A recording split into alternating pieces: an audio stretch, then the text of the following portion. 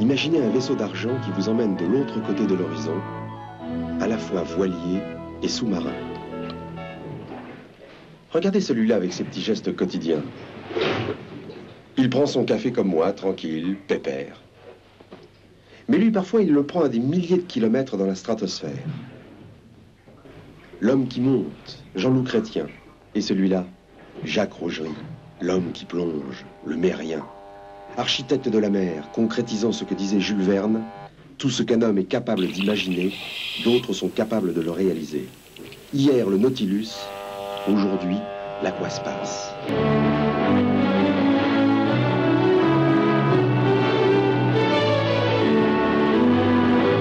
Ce vaisseau, que Jacques a conçu, fond les eaux à fleur de mer. Il a de larges yeux, toujours grands ouverts à l'océan, des oreilles micro, à l'écoute permanente de ce monde prolixe, des bouches sonores qui diffusent dans les eaux les premiers messages des ambassadeurs de la surface aux populations sensitives de la mer. Violaine, notre envoyé spécial, a su tout de suite trouver une connivence avec le dauphin.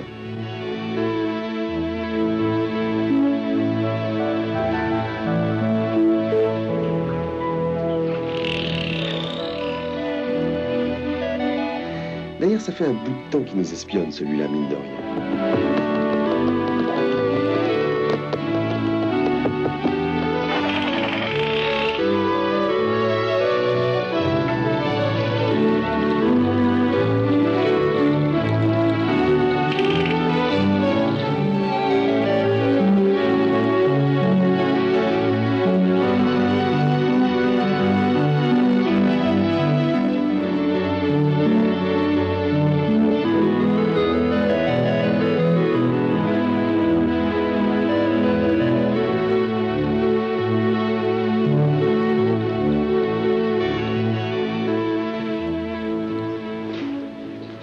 J'ai faim.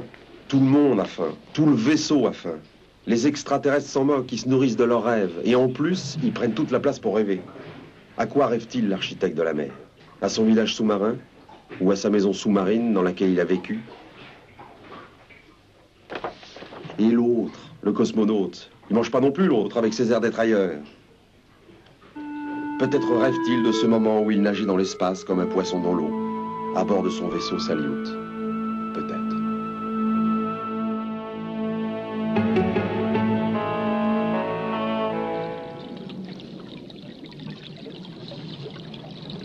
Regardez-les, ces deux-là, Jean-Loup et Jacques.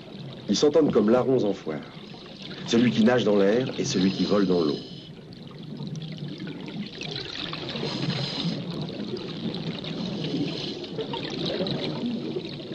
Les bâtisseurs de l'espace et du monde aquatique retrouvent les mêmes gestes, les mêmes sensations dans ces deux univers.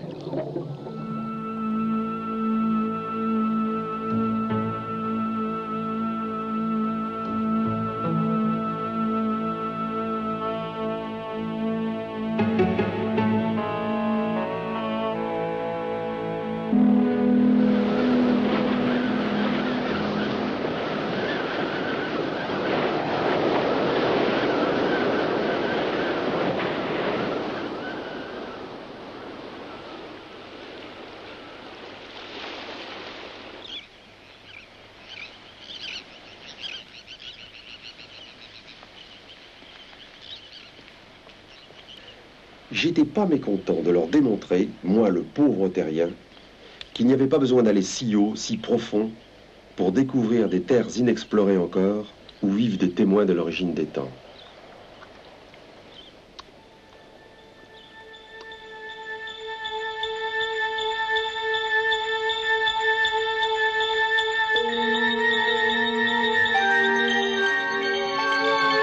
Je voudrais pas leur avouer, mais j'ai fini par rentrer dans leurs rêves. Eh bien oui, entre nous, j'aimerais me retirer sur mes terres sous-marines et devenir fermier de la mer avec mes compagnons agricoles. J'aurai des prairies bleues, des vignes aquatiques. Il faut plonger comme d'autres vont aux champs et aux prés. La nature et la densité du peuplement, l'épaisseur des algues, la pente de la roche, l'ombre et la lumière. Et ce ciel liquide lui-même, il faut les regarder comme les cultivateurs regardent les nuages, la terre, la rosée ou l'herbe, d'instinct. Au revoir.